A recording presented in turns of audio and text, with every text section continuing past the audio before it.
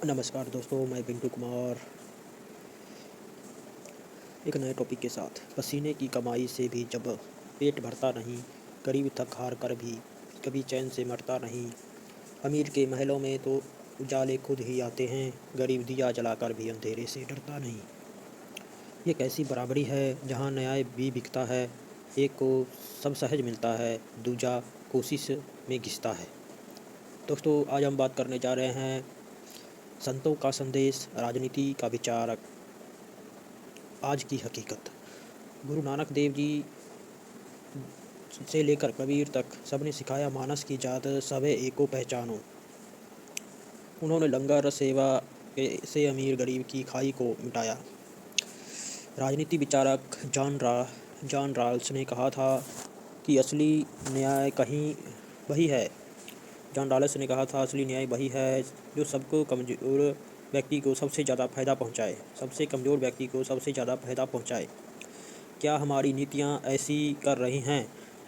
आज की हकीकत, अमीर का रास्ता आसान है क्योंकि उसके पास पूंजी है, और गरीब का रास्ता कठिन है क्योंकि उसके हर दिन शून्य से शुरू करना पड़ता है।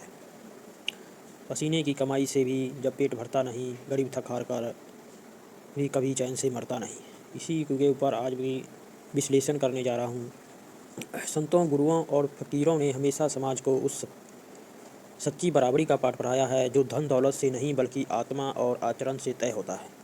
उनका दर्शन भौतिक अमीर गरीब के पार जाकर मानवता की एकता की बात करता है।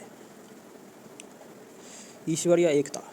सभी गुरुओं और संतों का सबसे बड़ा संदेश यह था कि जिस ईश्वर ने हमें बनाया है उसने कोई भेदभाव नहीं किया। गुरु नानक देव जी उनसे मानस की जात सवे एक पहचानवो का संदेश दिया। उनके द्वारा शुरू की गई लंगर प्रथा इसी समानता का सबसे बड़ा उदाहरण है, जहाँ राजा और रंक एक ही पंगत में बैठकर भोजन करते हैं। संत कबीर जी ने सीधे सवाल किया कि एक ही खून, एक ही ज्योति से सब पैदा हुए, तो कोई ऊंचा और कोई नीचा कैसे हुआ? एक पवन, एक ही पानी, एक ज्योति समाने। श्रम की प्रतिष्ठा। संतों ने सिखाया कि कोई काम छोटा नहीं होता और मेहनत से कमाया हुआ रूखा सूखा भोजन शोषण की मलाई से श्रेष्ठ है। गुरु नानक देव जी और भाई लालो। जब गुरु नानक देव जी ने एक अमीर मालिक भागों के पकवानों को छोड़कर गरीब भाई लालो की कोदे की रोटी को चुना तो उन्हें समाज को यह दिखाया कि ईमानदारी से संघर्ष में जो बरकत है वह अमीर के अहंकार में नहीं, धन का त्याग और सेवा। फकीरों और संतों ने अमीर की नई परिभाषा दी। उनके अनुसार असली अमीर वह है जिसके मन बड़ा है। सूफी फकीर सूफीवाद में फ़क्र, गरीब अभाव को एक गौरव माना गया है। उनका मानना था कि संपत्ति इंसान को खुद और इंसानियत से दूर करती है। संत रविदास, उन्होंने बेगमपुरा, ऐसा शहर जहाँ कोई गम ना हो, की परिकल्पना की, जहाँ ना कोई छोटा हो, ना कोई बड़ा हो, ना कोई कर हो और ना ही गरीब का दुख। आंतरिक समानता बनाम बाहरी आडंबर। समाज को उन्होंने यह सिखाया कि संघर्ष केवल गरीब का नहीं बल्कि हर उस व्यक्ति का है जो सत्य की राह पर है। उन्होंने बताया कि अमीर का आसानी से पाना उसका सौभाग्य नहीं बल्कि उसकी परीक्षा है, वह उस धन का उपयोग समाज के लिए कैसे करता है।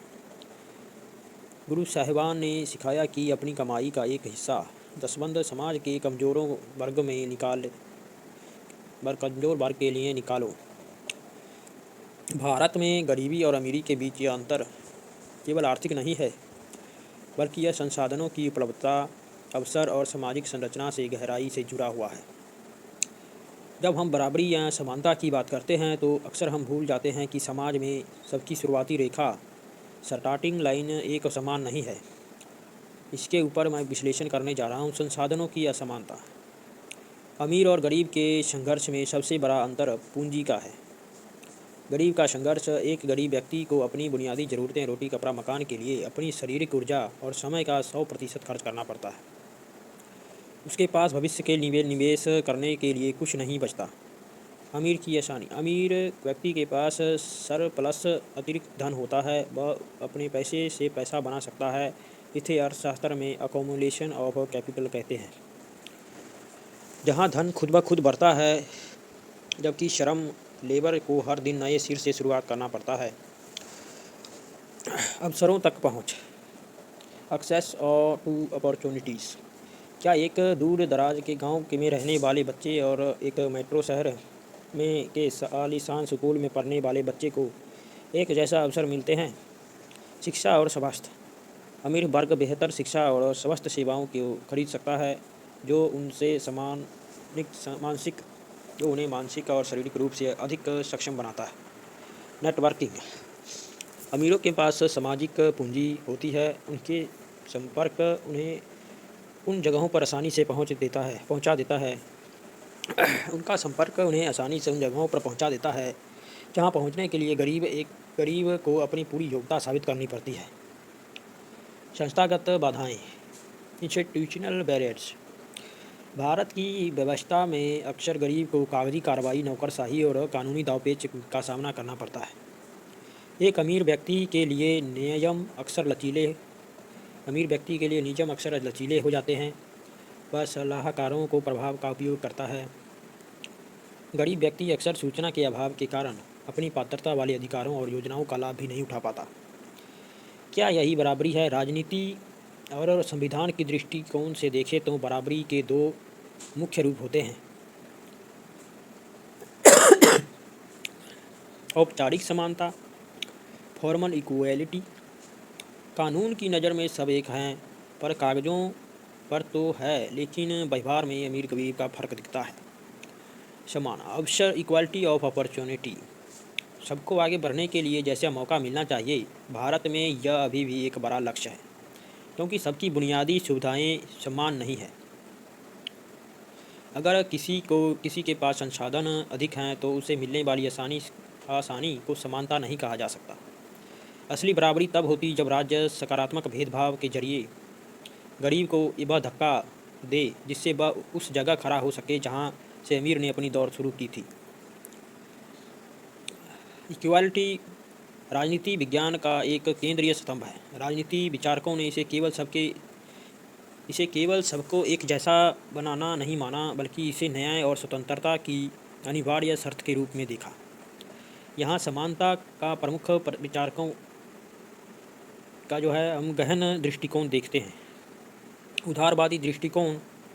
उदारवादी मुख्य रूप से कानून के समक्ष समानता और अवसर की समानता पर जोर देता है। जॉन लॉक, उन्होंने प्राकृतिक अधिकारों की बात की, जिसमें सभी मनुष्य जन्म से समान हैं, स्वतंत्र हैं और स्वतंत्र रहते हैं। अधिकार की समानता। उदारवादियों का मानना है कि राज्य को किसी के साथ धर्म, जाति, लिंग के आधार पर भेदभाव नहीं करना चाहिए, लेकिन योग्यता के आधार पर आने वाले अंतर को वे स्वीकार नहीं करते। मार्क्सवादी दृष्टिकोण। मार्क्सवाद औपचारिक समानता, कानून के सामने समानता को एक दिखावा मानता है जब तक आर्थिक समानता ना हो। कार्ल मार्क्स, उनका तर्क था कि जब तक निजी संपत्ति का अस्तित्व है कार्ल मार्क्स का मानना था जब तक निजी संपत्ति का अस्तित्व है तब तक वास्तविक समानता असंभव है। अमीर गरीब उत्पादक के संसाधनों पर कब्जा करके अमीर वर्ग उत्पादनों के संसाधनों पर कब्जा करके गरीब का शोषण करता रहेगा। नारा, प्रत्येक से उसकी क्षमता के अनुसार, प्रत्येक को उसकी आवश्यकता के अनुसार, from each according to his ability to each according to his needs. समतावादी दृष्टिकोण। यह विचारधारा संसाधनों के पुनर्विचारण की वकालत करती है। जॉन रॉल्स, अपनी पुस्तक ए थ्योरी ऑफ जस्टिस में उन्होंने अज्ञानता के पर्दे, वेल ऑफ इग्नोरेंस का सिद्धांत दिया। उन्होंने कहा था कि न्यायपूर्ण समाज वह है जहां नीतियां सबसे कमज़ोर वर्ग के अधिकतम लाभ के लिए बनाई जाए। नीतियां उन्हें कहा जो सबसे कमज़ोर वर्ग को लाभ पहुंचाए। सकारात्मक भेदभाव। भारत में आरक्षण की व्यवस्था इसी विचार पर आधारित है कि जो ऐतिहासिक रूप से पीछे रह गए हैं उन्हें बराबर कराने के लिए विशेष सहायता दी जाए। नारीवादी दृष्टिकोण को देखते हैं। नारीवादी विचारकों का तर्क है कि समानता तब तक अधूरी है जब तक निजी और सार्वजनिक दोनों क्षेत्रों में लैंगिक समानता ना हो। सिमोन द बोआर, उनकी प्रसिद्ध पंक्ति "स्त्री पैदा नहीं होती, बनाई जाती हैं", यह दर्शाती है कि समाज ने कृत्रिम रूप से असमानता पैदा की है। वह समान काम के लिए समान वेतन और पितृसत्तात्मक ढांचे को खत्म करने की बात करती है। अरस्तु, अन्याय तब होता है जब समान लोगों के साथ असमान व्यवहार किया जाए। असमान लोगों के साथ समान व्यवहार किया जाए। आर एच टानी, समानता का अर्थ प्रतिभा का समय नहीं, समानता का अर्थ प्रतिभा का समय नहीं बल्कि परिस्थितियों का समय है। Equality of condition.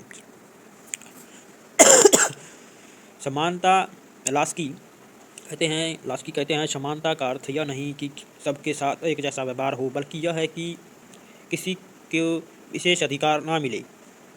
यह था आपका हमारा टॉपिक जिसपे हमने बात की आज अभी के जो है समाज में हो रही हैं समानता मिल रहा है कि नहीं के ऊपर थी। नमस्कार दोस्तों, धन्यवाद।